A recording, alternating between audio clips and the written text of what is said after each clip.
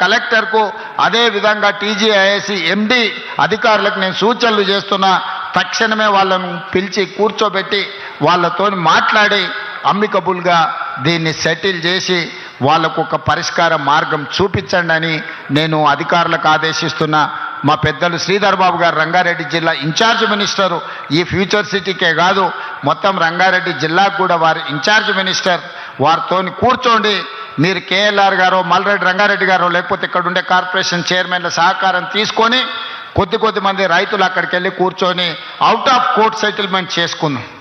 కోర్టులో కూర్చుంటే చట్టానికి అనుమతించేదానికంటే ₹1 కూడా ఎక్కువ ఇవ్వడానికి లేదు. కానీ కోర్టు బయట కూర్చొని కన్సెంట్తో చేసుకుంటే మనం కొంచెం లిబరల్గా మీకు నష్టపరిహారం ఇవ్వడానికి ఉంటుంది. ఏదో ఒక మార్గం చూపిస్తా మీకు.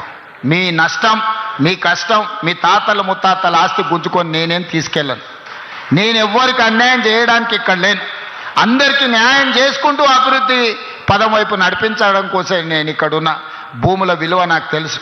ఎందుకంటే భూమితో నాకున్న సంబంధం వ్యవసాయమే కాదు, వ్యాపారంలో కూడా భూమితో నాకు సంబంధాలు ఉన్నాయి. భూమి విలువేందో నేను అర్థం చేసుకోగలిగినోని.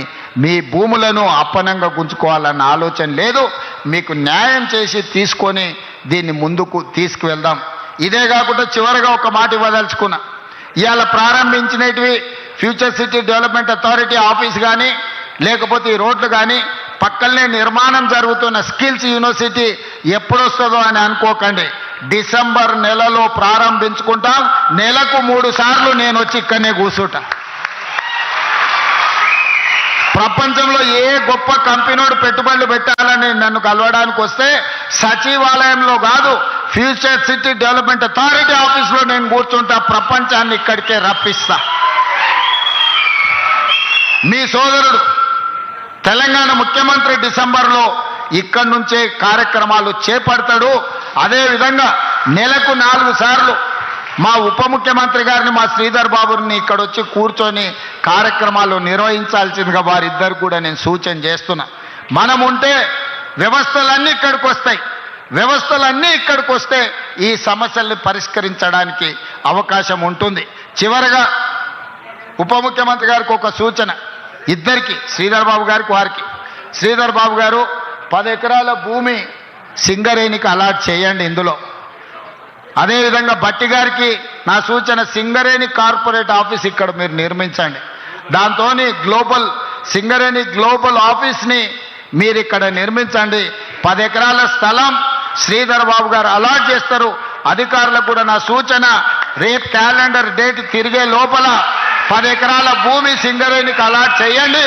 సింగరేణి గొప్ప ఆఫీసు 60-70 వేల కార్మికులకు సంబంధించి ప్రపంచంలో వివిధ రాష్ట్రాలలో వ్యాపారాలు నిర్వహిస్తున్న సింగరేణి ఆఫీస్, గ్లోబల్ ఆఫీస్ ఇక్కడికి వస్తే ఇమ్మీడియట్గా కట్టాల్సిందే. కట్టడం కోసమే ఇస్తున్నాం. కండిషన్ అదే పెట్టాలి శ్రీధర్ బాబు గారు.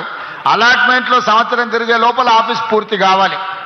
కరెక్ట్గా ఇది సెప్టెంబర్ కదా, వచ్చే డిసెంబర్ 2026 డిసెంబర్ లోపల ఆఫీస్ పూర్తి చేసి ప్రారంభించుకోవాలి. ఆ ఒప్పందం ప్రకారమే వారికి 10 ఎకరాల భూమి కేటాయించండి. సింగరేణి ఆఫీస్ కూడా ఇక్కడనే నిర్మించుకుందాం. స్కిల్ యూనివర్సిటీనే కాదు, భవిష్యత్ కార్యక్రమాలన్నిటిని కూడా ఇక్కడి నుంచే తీసుకుంటాం. దీని మీదనే మన భవిష్యత్ తరాల యొక్క భవిష్యత్తు ఆధారపడి ఉన్నది. దీనికి సహకరించి ముందుకు తీసుకెళ్తున్న ప్రతి ఒక్కరికి మనస్ఫూర్తిగా అభినందనలు తెలియజేస్తూ సెలవు తీసుకుంటున్నా. ధన్యవాదాలు మిత్రులారా. Thank you sir. Commissioner FCDA Shashank గారి ఓటర్ థ్యాంక్స్.